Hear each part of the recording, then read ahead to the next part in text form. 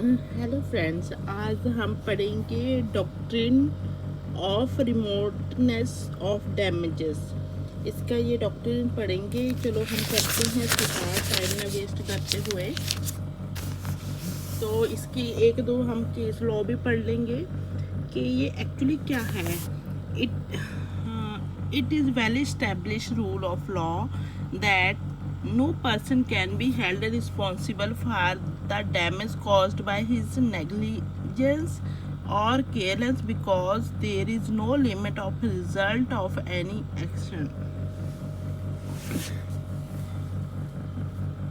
A person is liable for damage in law only when his wrongful conduct is directly related to the effect of his action, meaning by it that a person can institute a suit for the damage against another person under the law of torts only when the connection between the wrongful act and injury is direct. Where the connection between the wrongful act and injury is not sufficiently direct, then no suit can be instituted for damage for such an action. This is called the doctrine of remoteness of damage. इसका मतलब यही है कि कोई action करता है, उसकी वजह से डायरेक्टली किसी को हर्ट होता है, किसी को इंजरी होती है, तो वो लॉ ऑफ टॉर्ट में होगा। उस लॉ ऑफ टॉर्ट में उस पर केस किया जा सकता है, अदरवाइज नहीं है। ठीक है, यही क्या कहता है doctrine of remoteness of damage. The doctrine is based on the maxim injure non remota cause and proxima spectro, or in law the immediate not to the remote cause of any event is to be considered. इसको हम ना case law से, ये आपको ज़्यादा समझ आएगा। हम इसके ना केस लॉज पढ़ लेते हैं।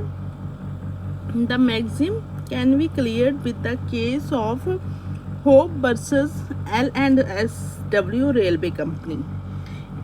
ये केस क्या है? In this case the plaintiff along with his wife and children took ticket to go to H by the last train at night, but the negligence of the porter, they were put into the wrong train and carried off E. Since they were unable to obtain accommodation for the night at E or a convenience, they walked home a distance of 4 miles. And the night being wet, the wife caught cold and medical expenses were incurred. The plaintiff instituted a suit for the damage against the defendant. The suit was based on the inconvenience to plaintiff and his wife, members and illness of his wife or plaintiff. The court accepted the argument of inconvenience but denied the argument of illness.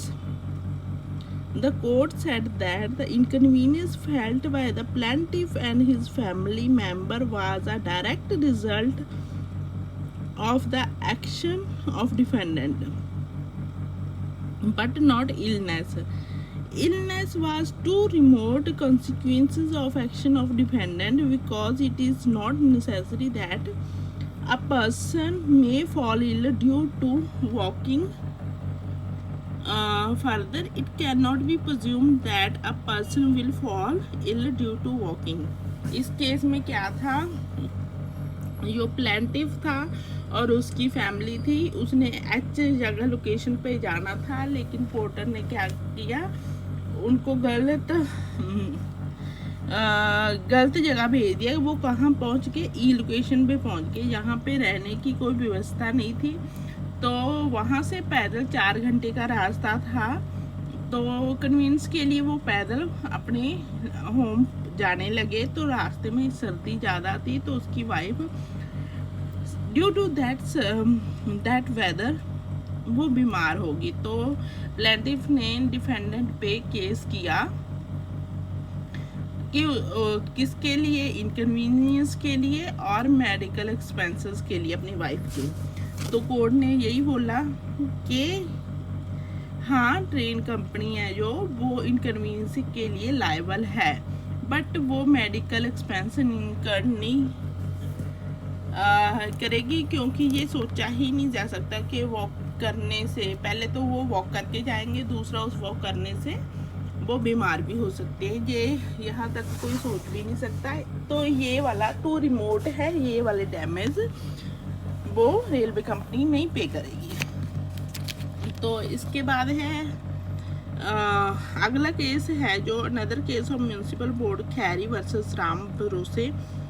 Ram Bose blamed upon the municipal board that due to board's permission to Sardar Tej Singh to establish flour mill caused a great damage to his house and he is eligible to get compensation from the board.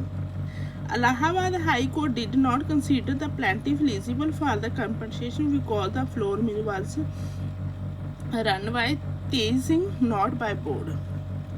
And as such damage to house was not to direct consequences of the license given by the municipal board.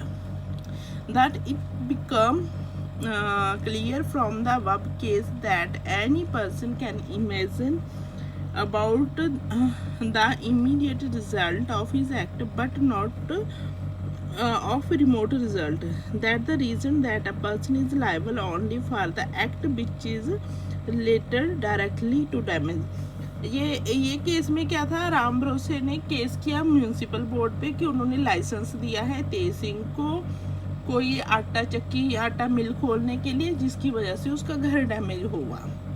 तो court ने यही बोला कि पहली बात तो जो आटा मिल है वो बोर्ड की नहीं है, वो तेज सिंह की है। द सेकेंड थिंग कि वो लाइसेंस देने और उसका घर खराब होने का डायरेक्ट कोई कनेक्शन नहीं है, तो ये वाला डैमेज भी टू रिमोट है। इसमें there are two important maximum in this relation, causa cushion and causa sin qua. Any person can held responsible for his action only when the action is actually cause. Cause a custom actually cause होता है damage का। No person can be held responsible for such an action if that had not been done. The accident had not occurred. Causa sin qua. It can be cleared with the following illustration. A pushes B to a pit in which C put some time stones. A ने B को धक्का दिया एक खड्डे में और जिसमें सी ने कुछ स्टोन्स फेंके थे। B injured and B file a suit against A and C for damage. The suit of damage against A is maintainable but not against C because as act has direct relation with the heart of B but not against C. While putting the stone in pit C, never think that somebody can be pushed in it. उसने खड्डे में टोए फेंक के court ने बोला कि नहीं सोचा जा सकता कि उस खड्डे में कोई गिरेगा उसको चोट लगेगी, इसलिए ए होगा इसमें। वो डैमेज कंसीडर किया जा सकता है लेकिन सी का नहीं किया जा सकता। टेस्ट ऑफ रिमोटनेस, ये लास्ट कोर्ट में रिमोटनेस चेक करने के लिए दो टेस्ट हैं, the test of direct consequences, test of reasonable foresight. इसको एक एक करके हम देखते हैं। The test of direct consequences, the first test of doctrine of remoteness is the test of direct consequences. ठीक है, फर्स्ट टेस्ट है, इसको क्या बोलते हैं, test of direct consequences. According to it the damage is direct consequences of tort, direct connect होती है। In this case the defendant is responsible to indemnify for all the damage which are direct consequences of his tortious act. There is no importance of reasonable imagination in it. ठीक है, उससे उसका कुछ भी करने से डायरेक्ट किसी का नुकसान होता है तो वो लाइबल होएगा ही होएगा। इसमें ये इम्पोर्टेंट नहीं है, रीजनेबल इमेजिनेशन इम्पोर्टेंट नहीं है। चलो इसमें केस देखते हैं। The case of Re Polemis with regards to this test, the case of Re Polemis is an important case. In this case of Re Polemis versus Furness Withy with and company. In this case, the defendant chartered the plaintiff vessel to carry a cargo which included a quantity of petrol. Some of petrol was leaked on voyage and there was petrol vapor in the hold. ठीक है, रास्ते में कुछ है जो petrol सफ़र में है वो लीक हो गया, जो पेट्रोल था वो वेपर बन गया ना, कहाँ पे, in the hold. While shifting some cargo at the port the stevedores employed by the charter negligently knocked a plank out of the temporary staging erected in the hold। ठीक है, उन्होंने कुछ प्लैंक वगैरह रखे नेग्लिजेंटली, किन्होंने, चार्टर पे ना, उसके employees ने, स्टीवडोर्स एम्प्लॉयड, ठीक है। So that the plank fail in the hold and is in it fall bye striking something caused a spark. वो कुछ प्लैंक थे, वो होल्ड में गिर के यहाँ पे स्पार्क हुआ, which is engineered and petrol vapour and the vessel was completely destroy. जो वेसल था वो कम्प्लीटली डिस्ट्रॉय हो गया। The appellant filed a suit against the defendant for damage to appellant was the direct result of negligence of servant of defendant. If the servant of the defendant took care, then the ship could be saved. The court did not accept the argument of the test of reasonable foresight. इसमें क्या है, defendant ने बोला, ठीक है, कि ये तो सोचा ही नहीं जा सकता था कि उस गिरने से वेसल डिस्ट्रॉय होगा, लेकिन इसमें कोर्ट ने ये बोला था कि तो उसके एम्प्लॉइज ने नेग्लिजेंसी है और नेग्लिजेंसी की वजह से ही प्लैंक गिरा, और प्लैंक गिरने से कुछ ना कुछ तो नुकसान होना ही था ना, ये तो नहीं था कि कुछ नुकसान नहीं होना था, तो इसलिए वो लायबल है इसके लिए। तो नेक्स्ट केस है the case of Smith versus London and south western railway company. इसमें क्या था, railway is very important and it's vote the doctrine of test of direct consequences. This case is called first case which is propounded the doctrine of test of direct consequences. In this case, the workers and defendant company left the grass on the railway. Worker of the defendant company left the grass on the railway lines after cutting it.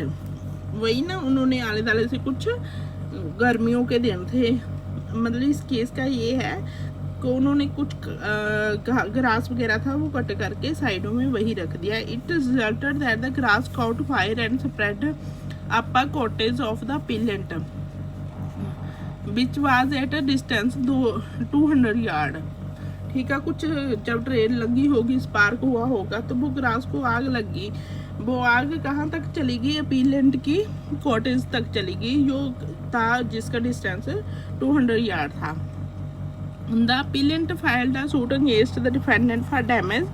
The court held that worker of the defendant railway company responsible for damage. The court set that though the fire on the cottage could not be prevented, but this damage was the direct result of this act। जैसे कि, लेकिन सोचा नहीं जा सकता, लेकिन हुआ तो डायरेक्ट रिजल्ट है, तो वो कंपनी है, रेलवे कंपनी, वो लायबल है इसको, उसके लिए। तो ये केस हम छोड़ते हैं, हम ये पढ़ते हैं टेस्ट ऑफ रीजनेबल। ये था टेस्ट, कौन सा पढ़ा हमने, the test of direct consequences. जो डायरेक्ट कॉन्सिक्वेंसेस होते हैं, test of reasonable foresight.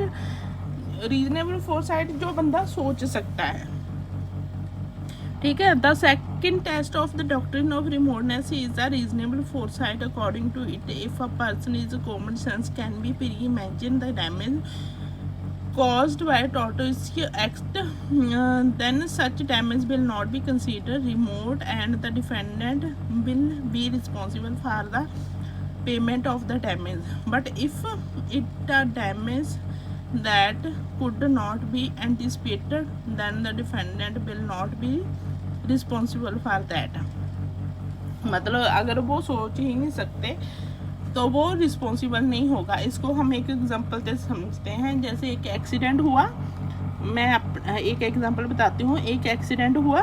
Accident से क्या हुआ, एक है जो पर्सन उसमें गाड़ी लगी, उसको जो भी इंजरी होगी वो डायरेक्ट होगी. हम सोच सकते हैं कि हमने एक्सीडेंट किया, उसको इंजरी होगी या जो भी है, उसकी कॉम्पनसेशन उसको या उसकी फैमिली को देनी पड़ेगी. ये तो हो गया रीजनेबल. अगर एक्सीडेंट हुआ तो ऐसे ही हुआ.